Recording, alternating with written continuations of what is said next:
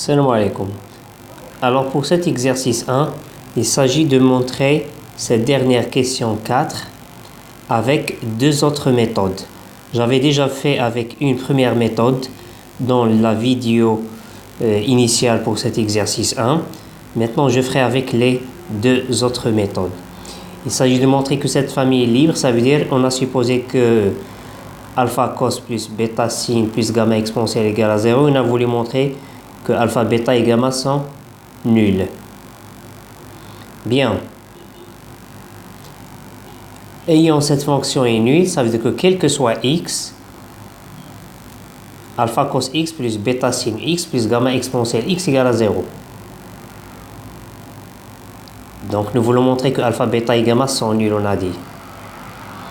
On va faire avec la deuxième méthode en fait, avec les développements limités. On va prendre le développement limité de cos x au voisinage de 0, de sinus x et de exponentielle x. Seulement nous allons prendre à l'ordre 2. Pourquoi à l'ordre 2? Vous allez vite le comprendre parce que nous avons trois inconnus alpha, bêta et gamma. On a besoin d'un système à trois inconnus. Il y a trois équations, trois inconnus. L'ordre 2, il est important, vous verrez. Bien. Alors le développement limité de cos x, c'est celui-ci. Celui de sinus x à l'ordre 2, c'est ça. De l'exponentielle de x, c'est ça. Alors, je vais multiplier le cos x par alpha. Donc, j'ai besoin de alpha cos x plus bêta sinus x. Donc, ça, je vais le multiplier par bêta. Plus gamma exponentielle x. Donc, ça, je vais le multiplier par gamma.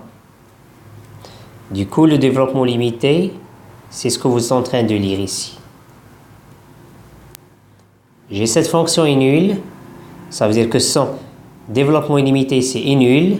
Vous savez qu'un développement limité est nul, ça veut dire que tous les coefficients du développement limité sont nuls. Du coup, je vais avoir que alpha plus gamma égale à 0, bêta plus gamma égale à 0, moins alpha sur 2 plus gamma sur 2 égale à 0.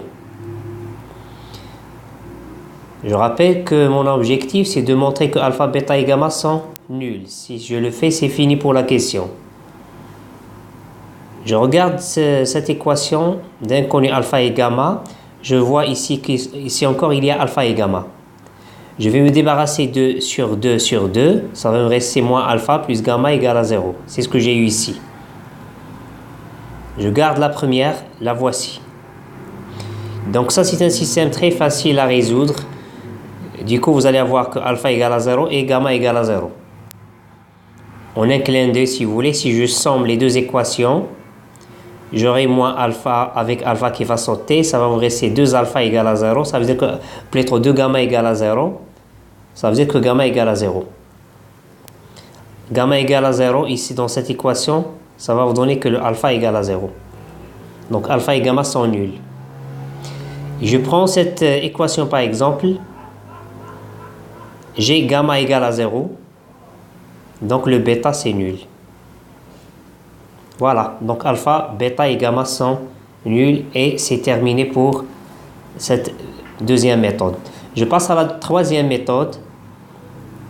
Donc on a ça. Je rappelle qu'on a ça. Quel que soit x, vous voyez ça égale à 0. Ça c'est vrai pour tout x. Donc on va le donner à x des valeurs particulières. Et on va tomber sur des systèmes. Et ainsi, je vais trouver alpha, bêta et gamma. Et c'est fini. Par exemple, je vais viser le sinus x, je veux m'en débarrasser. Je veux que ça saute. Vous savez que sinus de x égale à 0. Par exemple, quand x égale à 0 et quand x égale à pi. Sinus de 0 égale à 0, sinus de pi égale à 0. Donc, je vais penser par exemple à donner à x égale à 0 et puis à x égale à pi. Pour x égale à 0. Remplacez x par 0 ici. Ça va vous donner alpha plus gamma égale à 0.